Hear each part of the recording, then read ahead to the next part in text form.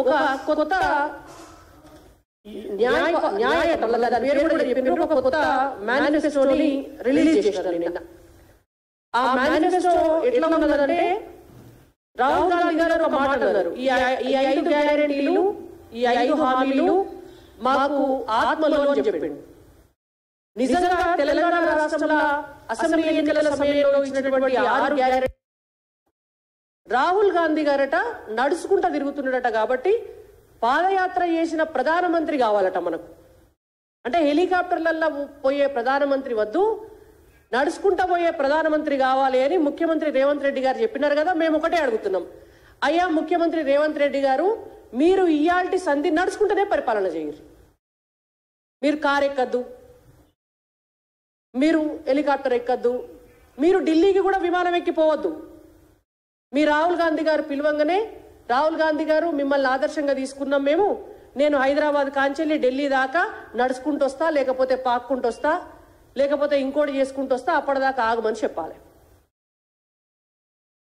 ఇవాళ పరిపాలనా సౌలభ్యం కోసం, ఇతర దేశాలను కలవడం కోసం, దేశంలో ఉన్నటువంటి అన్ని రాష్ట్రాలకు వెళ్ళడం కోసం, అన్ని రాష్ట్రాల ప్రజలు అడ్రస్ చేయడం కోసం మనం ఎంత వేగంగా పోతే అంత వేగంగా పోవడం కోసం హెలికాప్టర్లకు పోతారు. హెలికాప్టర్ల పోవడం కూడా మీకు ఇలా ఇష్యూ అవుతుంది. డ్రెస్సులు వేసుకున్నది కూడా మీకు ఇష్యూ అవుతుంది. మీ లెక్క ప్రజా సమస్యలను పక్కదారి బట్టి క్రికెట్ మ్యాచ్లు చూడలే నరేంద్ర మోడీ గారు.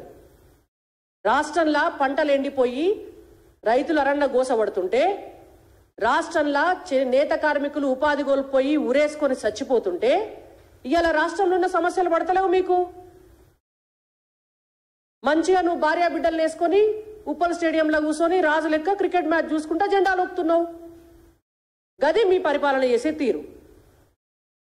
మీదికెళ్ళి నరేంద్ర మోడీ గారిని, కిషన్ రెడ్డి గారిని సిగ్గులేదు ఎగ్గులేదు అని మాట్లాడుతున్నారు స్థాయి మర్చిపోయి.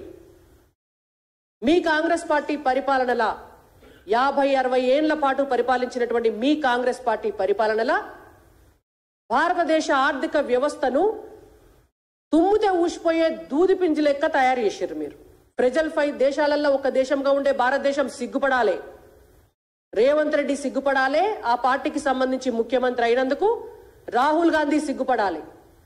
ఇవాళ నరేంద్ర మోడీ గారు ప్రధానమంత్రి అయిన తర్వాత భారతదేశ ఆర్థిక వ్యవస్థ సుస్థిరమైనటువంటి 5 దేశాల్లో ఒకటిగా తయారైంది. రేపటి నాడు 3వ సుస్థిరమైనటువంటి ఆర్థిక వ్యవస్థలాగా తయారు కాబోతుంది. ఇంకొక 10-15 సంవత్సరాలు భారతదేశ ప్రజలు ఆశీర్వదిస్తే ఈ ప్రపంచంలోనే నెంబర్ 1 దేశంగా భారతదేశాన్ని తీసుకుపోబోతున్నాం.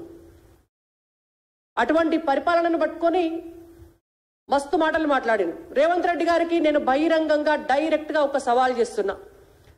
మీరు అన్నారు కదా, ఏడాదికి 2 కోట్ల ఉద్యోగాలు ఇస్తానన్నటువంటి నరేంద్ర మోడీ గారు ఎన్ని ఉద్యోగాలు ఇచ్చిండ్రో చెప్పి ఎన్నికలకు రావాలని, చలో మీరు రండి, ఎక్కడికి వస్తారో, ఉద్యోగ కల్పన అనేటువంటిది ఎట్లా చేసినామో మేము చూపిస్తాం. భారతదేశంలో 2014 కంటే ముందు ఉపాధి అవకాశాలు ఏమున్నాయి, 2014 తర్వాత ఉపాధి అవకాశాలు ఎట్లా సృష్టించబడ్డాయో మేము చూపిస్తాం. మీరు అన్నారు కదా, పార్లమెంట్లో క్వశ్చన్ అడిగితే 7.5 లక్షల ఉద్యోగాలు ఇచ్చినామని చెప్పి. 7.5 లక్షల ఉద్యోగాలు ఇచ్చినాము అంటే అవి కేంద్ర ప్రభుత్వ ఉద్యోగాలు. ఉద్యోగ కల్పన అంటే అన్ని ప్రభుత్వ ఉద్యోగాలు కల్పించి ఇయ్యరు, అందరూ ప్రభుత్వ ఉద్యోగాలు చెయ్యరు. రేపు నువ్వు ఎన్ని ప్రభుత్వ ఉద్యోగాలు ఇస్తావు తెలంగాణ రాష్ట్రంలో మేము చూడమా? మీరు పెట్టినరు ఉద్యోగ కల్పనలా ఒక పాయింట్ పెట్టిర్రు, అది చూసినట్టు లేడు రేవంత్ రెడ్డి గారు. యువ న్యాయం అనేటువంటి ఒక వాళ్ళ పాంచ్ న్యాయలో ఒక పాయింట్ పెట్టిండు. ఏంటిదంటే అది గిగ్ ఎకానమీలో సామాజిక భద్రతను కల్పిస్తాము అని చెప్పింది. గిగ్ ఎకానమీ అంటే రేవంత్ రెడ్డి గారు మొదలు తెలుసుకోవాలి. ఇవాళ వాళ్ళు అడుగుతున్నటువంటి ఉద్యోగాల్లో ఒక 3 కోట్ల ఉద్యోగాలు భారతదేశంలో, ఒక 3 కోట్ల ఉద్యోగాలు కేవలం గిగ్ ఎకానమీ ద్వారానే సృష్టించబడ్డాయి. ఇవాళ జొమాటో కావచ్చు, స్విగ్గీ కావచ్చు, ర్యాపిడోలు కావచ్చు, లేకపోతే క్యాబులు కావచ్చు, ఇవన్నీ నడుస్తూ వీటి ద్వారా ఉపాధి పొందుతున్నారు ఒక 3 కోట్ల మంది. అంటే డిజిటల్ ఇండియా జరిగింది. డిజిటల్ ఇండియా ఎందుకైంది? మేక్ ఇన్ ఇండియా క్యాంపెయిన్ చేస్తే అయింది. అది ఎందుకైంది? నరేంద్ర మోడీ గారు మొత్తం భారతదేశం అంతా కూడా ఇంటర్నెట్ సౌకర్యాన్ని పెంచి అన్ని బ్యాంక్ అకౌంట్లను కూడా డిజిటలైజేషన్ చేసి ఇవాళ Paytm, phone pay, Google pay ద్వారా నల్ల డబ్బు లేకుండా వైట్ ట్రాన్సాక్షన్ అయ్యేటట్టుగా చేసి ఇవాళ ప్రతి అంశాన్ని కూడా డిజిటల్ ఇండియాకు కనెక్ట్ చేస్తే ప్రతి చోట కరెంట్ వచ్చి ప్రతి చోట ఇంటర్నెట్ వచ్చి మొబైల్ ఫోన్స్ కూడా ఇండియాలోనే తయారు చేసి ఇదంతా కూడా ఒక కనెక్షన్ 10 ఏళ్ళు క్రియేట్ చేస్తే ఉద్యోగాలు సృష్టించబడ్డాయి. అవి ఉద్యోగాలు కావా? ఇవాళ రేవంత్ రెడ్డి గారు మొత్తం పెన్ను కాగితం పట్టుకొని రాసుకుంటున్నారా? మొత్తం డిజిటలైజేషన్ వాడుకుంటలేరా? ఇవాళ రేవంత్ రెడ్డి గారికి ఏమన్నా కావాలంటే డిజిటల్గా ఆర్డర్ చేసుకుంటలేరా బయటికి? కాబట్టి వాళ్ళ ఉద్యోగాలు ఎక్కడిచ్చిండ్రు అనంటే ఉద్యోగాలు ఇట్లా సృష్టించబడతాయి.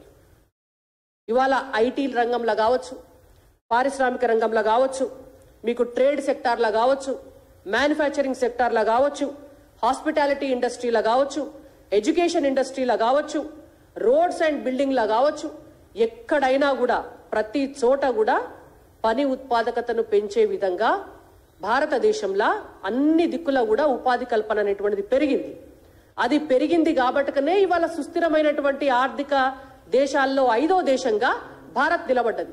ఉపాధి లేకపోతే, డబ్బు లేకపోతే, జీతభత్యాలు లేకపోతే ఇవాళ భారతదేశం ఆర్థిక స్థిరత్వ దేశాలకు ఎట్లా పోతుంది? కనీసం ఆలోచన కూడా లేకుండా మాట్లాడినటువంటి రేవంత్ రెడ్డి గారు క్షమాపణ చెప్పాలి, చర్చకు కూడా రావాలా. నేను ఇంకొక విషయం చెప్తా మీకు. ఈ శ్రామ్ అనే ఒక పోర్టల్ ఉంటుంది.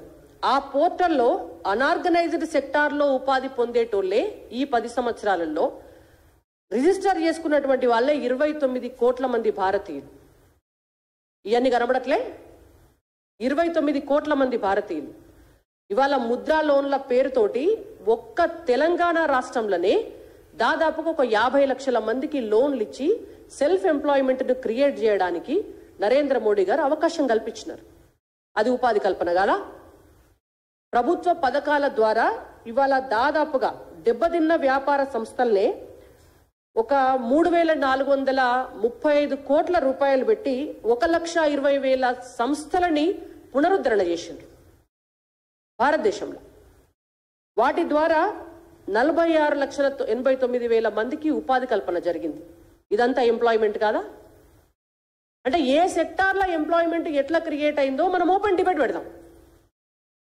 రేవంత్ రెడ్డి గారు ఆ డిబేట్కు రావాలని చెప్పి నేను అడుగుతున్నా. కరోనా లాంటి విపత్తు ఏర్పడ్డ తర్వాత ప్రపంచమంతా కూడా చేతులెత్తేసింది. అమెరికా లాంటి సంస్థలు కూడా అమెరికా లాంటి దేశాలు, యూకే లాంటి దేశాలు కూడా మేము ఉద్యోగాలు ఇవ్వలేము అని చెప్పి కంపెనీల నుంచి ఎంప్లాయీస్ని టర్మినేట్ చేస్తున్నటువంటి టైంలో భారతదేశంలో ఆత్మనిర్భర్ భారత్ అనేటువంటి ఒక స్లోగన్ తీసుకొని, ఒక పథకం తీసుకొని చిన్న చిన్న రోడ్డు పక్కన పెట్టుకున్నటువంటి చిరు వ్యాపారుల దగ్గర నుంచి పెద్ద పెద్ద సంస్థల దాకా కూడా అందరికీ కావలసినటువంటి భద్రతను, ఆర్థిక భద్రతనిచ్చి వాళ్ళ వ్యాపారాలకు భరోసానిచ్చి ఇవాళ 1% కూడా ఎక్కడ కూడా వ్యాపారాలు కానీ ఉపాధి కల్పన కూడా దెబ్బతినకుండా కాపాడుకొచ్చింది నరేంద్ర మోడీ గారు. ఇవన్నీ కళ్ళు కనబడతలేవు. కరోనా లాంటి టైంలో సీక్రెట్గా పోయి రాహుల్ గాంధీ గారు, వాళ్ళ చెల్లె ప్రియాంక గాంధీ గారు, వాళ్ళ అమ్మ సోనియా గాంధీ గారు వ్యాక్సిన్ వేసుకొని రాగానే సరిపోయిందా? ఇవాళ వ్యాక్సిన్లు భారతదేశంలో తయారు చేసి 100 దేశాలకు మనం ఎగుమతి చేసినామంటే ఇవాళ ఆ వ్యవస్థ ఉంటేనే సాధ్యమవుతుంది. ఇవాళ ఎంప్లాయ్